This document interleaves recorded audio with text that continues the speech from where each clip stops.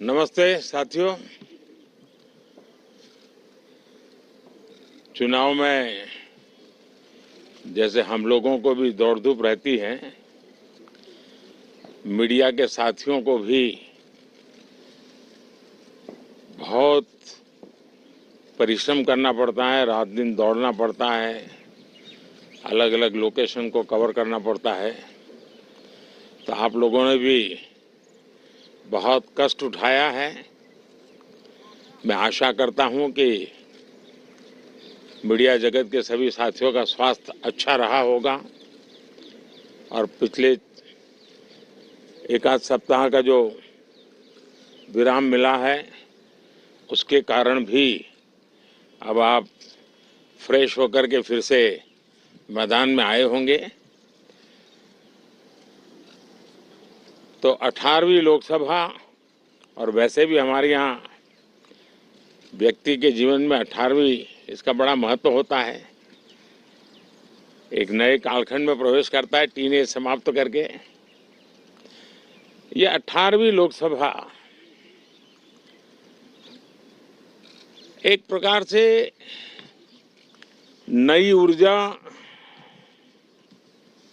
युवा ऊर्जा और कुछ कर गुजरने के इरादे वाली ये लोकसभा है। और आजादी का अमृत महोत्सव के बाद का ये पहला चुनाव है। और एक प्रकार से ये वो 25 वर्ष हैं जो हमारे अमृतकाल के 25 वर्ष हैं, और जो 2047 देश जब आजादी की शताब्दी मनाता होगा, एक प्रकार से उन सपनों को साकार करने का एक बहुत महत्वपूर्ण पड़ाव ये 18वीं लोकसभा है। साथियों, एनडीए सरकार को तीसरी बार देश की सेवा करने का देशवासियों ने आदेश दिया है, अवसर दिया है। मैं देशवासियों का फिर से एक बार ये अवसर देने के लिए हृदय से आभार व्यक्त करता हूं। और मैं देशवासियों को विश्वास देता हूं कि पिछले 2 टर्म में जिस गति से देश आगे बढ़ा है, समाज के हर क्षेत्र में परिवर्तन साफ साफ नजर आ रहा है। 25 करोड़ लोगों का गरीबी से बाहर आना, ये अपने आप में हर भारतीय के लिए बड़ा गर्व का विषय है।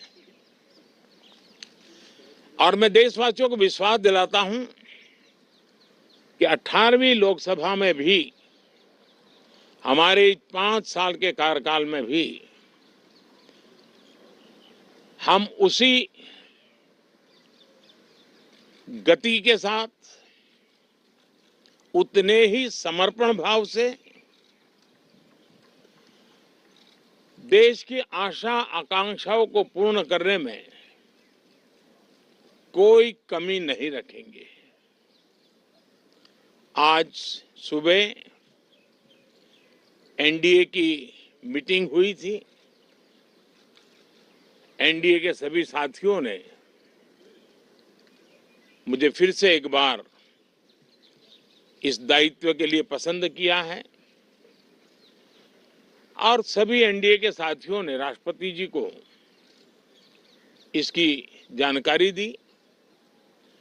और राष्ट्रपति जी ने मुझे अभी बुलाया था और मुझे प्रधानमंत्री डेजिग्नेटेड के रूप में काम करने एक नियुक्ति दी है। और मुझे शपथ समारोह के लिए और मंत्रिपरिषद के सदस्यों के सूची के लिए उन्होंने सूचित किया है। मोटे तौर पर मैंने राष्ट्रपति जी को कहा है कि हमें 9 तारीख शाम को सुविधा रहेगी।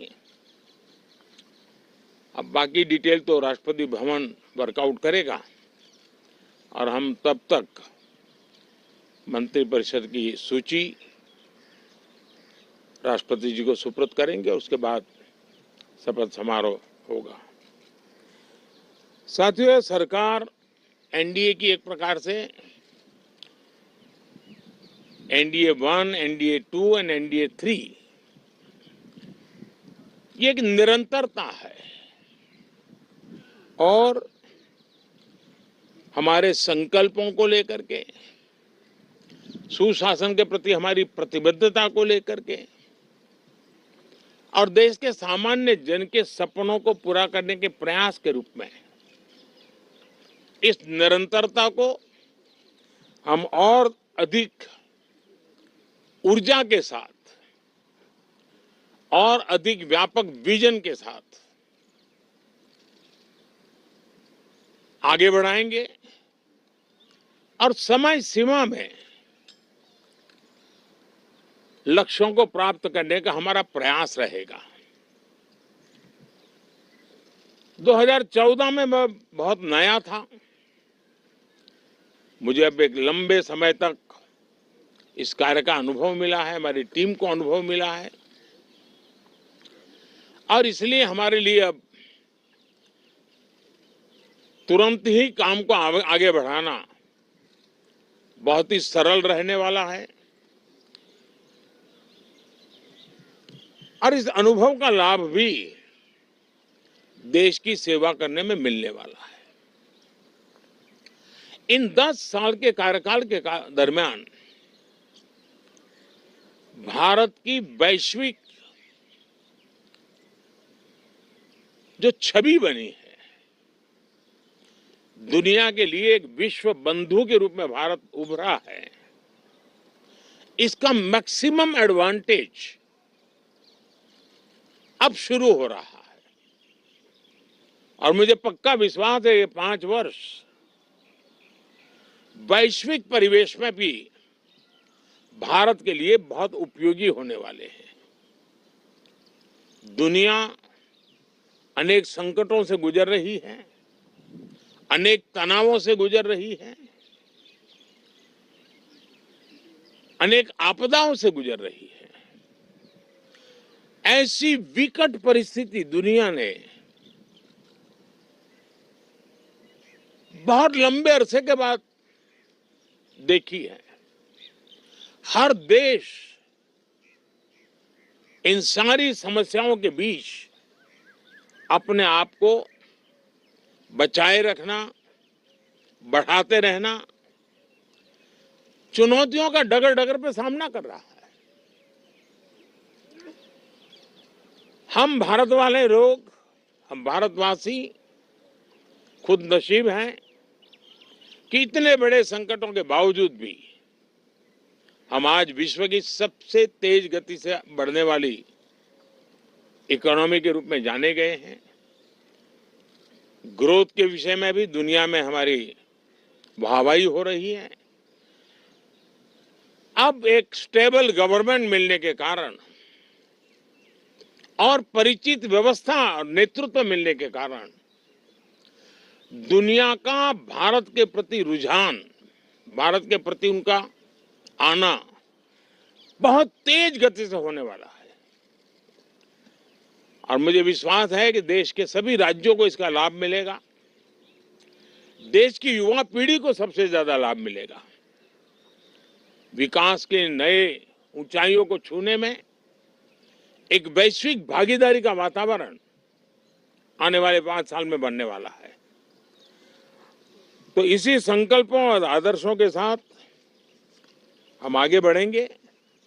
मैं राष्ट्रपति जी का हृदय से आभार व्यक्त करता हूं कि एक बहुत बड़े महत्वपूर्ण दायित्व के लिए उन्होंने मुझे निमंत्रित किया है आप सबका भी दोस्तों बहुत बहुत धन्यवाद। Thank you.